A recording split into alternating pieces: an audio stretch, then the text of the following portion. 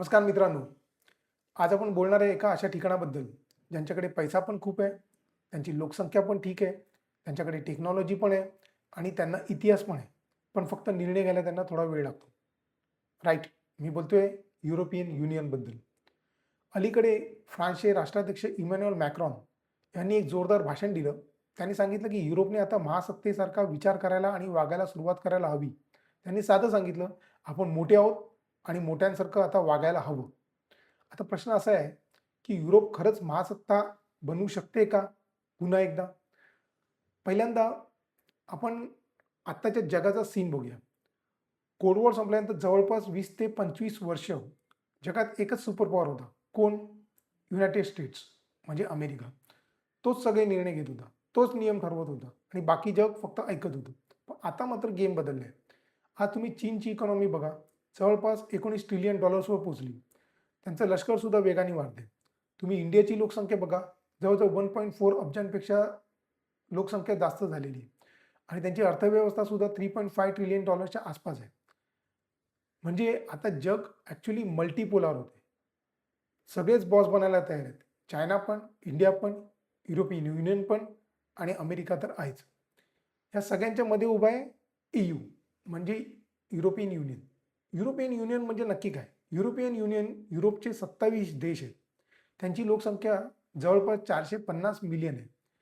जर EU म्हणजे European union जर एकच देश असता, तर तो लोकसंख्येच्या बाबतीत जगात आज तिसऱ्या क्रमांकावर असतं. त्यांची एकत्रित अर्थव्यवस्था, इकॉनॉमी सुद्धा 16 ते 17 ट्रिलियन डॉलरच्या आसपास आहे. म्हणजे ते अमेरिका आणि चीनसोबत टॉप 3 मध्ये असले असते. कागदावर पाहिलं तर सगळं परफेक्ट दिसतं. पण खरी कॉमेडी इकडे सुरू होते. यूमध्ये 27 देश आहेत, म्हणजे 27 वेगवेगळी सरकार आली, म्हणजे 27 वेगवेगळ्या निवडणुका आल्या, म्हणजे 27 वेगवेगळे राष्ट्रीय हितसंबंध आले. जेव्हा फॉरेन पॉलिसीचा निर्णय घ्यायचा असतो, तेव्हा सर्वांना एकमेकांनी होकार द्यावा लागतो आणि आजही त्यांच्याकडे व्हीटो पॉवर चालते. म्हणजे जर 26 देश हो म्हणाले आणि एक देश जरी नाही म्हणाला, तरी सगळं थांबतं. हे कसं आहे माहिती आहे तुम्हाला? 27 लोकांनी मिळून पिझ्झा ऑर्डर करायचा आहे. 26 जण म्हणतात मला मार्गारिटा पिझ्झा चालेल, पण एक जण म्हणतो नको नको मला पायनॅपल हवं. तो पिझ्झाच येत नाही. असा हा प्रकार आहे. त्यांची एकत्रित लष्करी ताकद सुद्धा बघूया. युरोपचा डिफेन्स बजेट जवळजवळ $300 बिलियन जास्त आहे. 1 बिलियन म्हणजे 9,000 करोड रुपीज. असे $300 बिलियन जास्त त्यांचं डिफेन्स बजेट आहे एकत्रित. त्यांच्याकडे 1 बिलियनपेक्षा जास्त सैनिक आहेत. जगात अमेरिका सोडली तर सर्वात जास्त एकत्रित खर्च EUचाच आहे. पण प्रॉब्लेम असा आहे की संयुक्त युरोपियन सेना अशी एक सेना त्यांची नाही आहे. प्रत्येक देशाचं स्वतःचं एक वेगळंच सैन्य आहे. स्वतःचे वेगवेगळे टँक्स आहेत, स्वतःचे वेगवेगळे फायटर जेट्स आहेत, वेगवेगळ्या भाषा आहेत, वेगवेगळे कमांड सिस्टीम्स आहेत आणि सुरक्षा बाबतीत ते अजूनही मोठ्या प्रमाणात नाटोवर अवलंबून आहेत. म्हणजे एक घर आहे आणि त्यांचा जो सिक्युरिटी गार्ड आहे, तो मात्र शेजारचाच आहे. 2022 मध्ये जेव्हा रशियाने युक्रेनवर पूर्ण प्रमाणात आक्रमण केलं, तेव्हा युरोपला मोठा धक्का बसला. त्यांना वाटलं होतं की असे मोठी युद्ध आता मोठ्या युद्धांचा काळ संपलाय. अशी मोठी युद्ध आता पुन्हा होणार नाहीत. पण अचानक त्यांना जाणवलं की नाही, जग अजूनही तसंच आहे आणि तसंच कठीण आहे. त्यातच अमेरिकेत डोनाल्ड ट्रम्प, आता ह्या माणसाबद्दल मला बोलायला थोडी घाण वाटते, पण तरी पण बोलावं लागतं. अमेरिकेत डोनाल्ड ट्रम्प यांची भूमिका कठोर आहे नाटोबाबत आणि त्यांचे नाटोबद्दलचे प्रश्न पाहून युरोपला पहिल्यांदाच गंभीरपणे विचार करावा लागतोय, की आपण स्वतःवर किती अवलंबून राहायला पाहिजे. पण EUची खरी ताकद ॲक्च्युअली लष्करात नाही आहे. ती आहे त्यांच्या नियमांमध्ये. ही गोष्ट समजून घेणं खूप कठीण आहे. तरी पण ही समजून घ्यायला पाहिजे. EUकडे जगातील सर्वात मोठी सिंगल मार्केट आहे. त्यांचे जे ग्राहक आहेत जवळ-जवळ 450 मिलियन्स आहेत.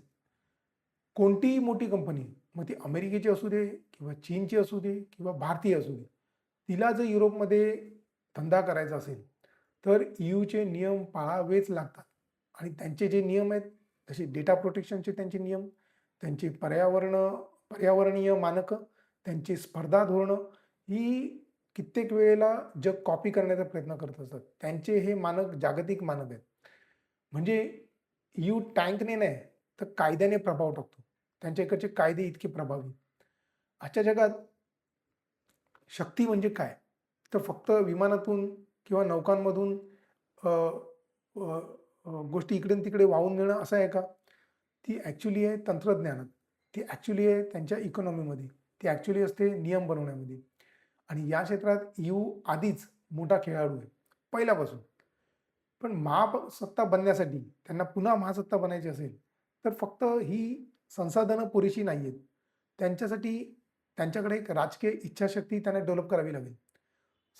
सदस्य देशांनी हे मान्य करायला पाहिजे, की काही निर्णय राष्ट्रीय पातळीवर न घेता एकत्रितपणे घेणं जास्त फायदेशीर आहे.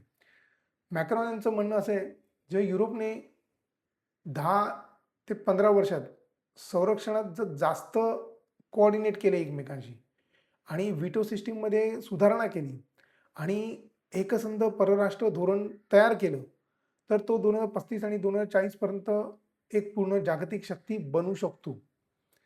पण जर 27 देशांनी पहिलं माझं राष्ट्रीय हित असंच जर म्हणत राहिले, तर EU फक्त एक श्रीमंत, एक प्रभावशाली, पण पूर्ण महासत्ता नसलेला फक्त एक क्लब बनून राहील. माझ्या मते युरोपकडे महासत्ता बनण्यासाठी 100% क्षमता आहे. त्यांच्याकडे पैसा आहे, त्यांच्याकडे तंत्रज्ञान आहे, त्यांच्याकडे लोकशाही आहे, त्यांच्याकडे संस्थात्मक रचना आहे. पण ते अजूनही कॉन्शियस मोडमध्ये. आजचं जग खूप फास्ट आहे. निर्णय सेकंदामध्ये घेतले जातात. पण EU अजूनही काही मिनिटं घेतो, काही तास घेतो, कधी-कधी महिने घेतो आणि त्याच्यामध्ये कित्येक मीटिंग्स होत असतात, पण काय होत नसतं. जर त्यांनी निर्णय प्रक्रियेत 20 ते 30% जरी गती आणली, त्यांनी जर निर्णय फास्ट घेतले 20 ते 30%नी आणि जर संरक्षणात जास्त एकत्रीकरण केलं आणि राजकीय एकीकरणात जर 10 ते 15% वाढ केली, तर हो, युरोप खरंच 21व्या शतकातील एक मजबूत, संतुलित जागतिक ध्रुव बनू शकतो. नाहीतर तो जगातील सर्वात सुसंस्कृत, नियमप्रिय, आर्थिकदृष्ट्या शक्तिशाली, पण थोडासा ओव्हर थिंकिंग करणारा महासत्ता इन वेटिंग राहील. आणि कदाचित पुढच्या भाषणात मायक्रॉन पुन्हा म्हणतील, की आपण तयार आहोत आणि बाकीचे 26 देश म्हणतील, हो, पण अजून एक मीटिंग घेऊया. धन्यवाद.